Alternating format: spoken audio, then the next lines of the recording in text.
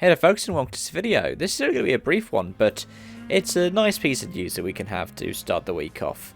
This actually came out over the, well, I think it came out yesterday actually, that Sebastian Ogier has confirmed his program in World Endurance Championship for 2022. We weren't expecting him to be in a Toyota Gazoo Racing hypercar, but at the same time he's signed for the #1 entry, the Richard Mille entry.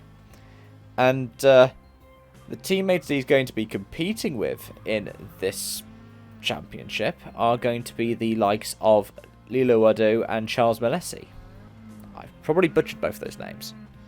But Ogier is going to do all rounds of the WEC, which means that he is ruled out of 2 WRC events, the Acropolis and also Japan, the finale. Which, that's a bit of a shame that he's not competing in Rally Japan. It's the first time that Japan's going to be on the...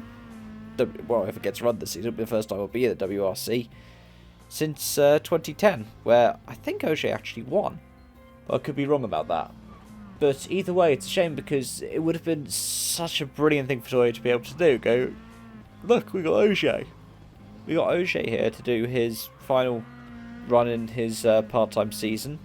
But at the end of the day, it wasn't meant to be. But yeah, I'm looking forward to seeing what he can do in WEC. And the reason why is because rally drivers don't often, and this has been a debate that's been going on for a while recently as well. One that's come up time and again after Loeb's win, making him the oldest driver to win a WRC event at the Monty only a couple of weeks ago. But it comes up time and again because there are a lot of questions about who's the greatest in terms of racing drivers of all time. And Loeb now is starting to see his name thrown into the mix a lot more, even though we've known that he, was the guy who dominated the WRC for nearly a decade.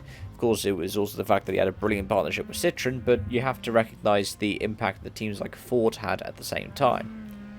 And the fact that his run was only ended after he left the WRC. He was able to stand down as champion in a part-time campaign. Much like Ogier's doing now. Albeit with, one less title because of Tanak and 20 to 30 less wins. But then the calendars are shorter now than they were at the height of the Loeb era. And I think this is one of the things that we can see with Ogier.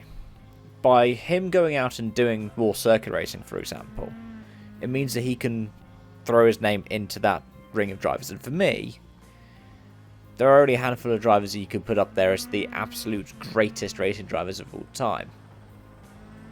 And one of them would be Jim Clark. It has to be. Whenever we're talking about the greatest race drivers of all time, you need to look at somebody with that kind of discipline. I would also throw in Loeb, obviously. Look at anything the guy touched. I'd also throw in Peter Solberg. Despite only having one World Rally title to his name, he was runner-up to Loeb on a couple of occasions and brought a lot of fights to Loeb when he was in his privateer team. And also was the first, I believe still is the only FIA World Champion in point-to-point and circuit disciplines. And yeah, I'd include the likes of Ogier as well. I think it's got to be people who are successful at rally. I think that's because of a nice old quote, which is, circuit driver sees one corner 1,000 times, a rally driver sees 1,000 corners once. But that's my thoughts. Let me know yours in the comment section down below. Thank you so much for watching, and I hope to see you again soon. Bye for now.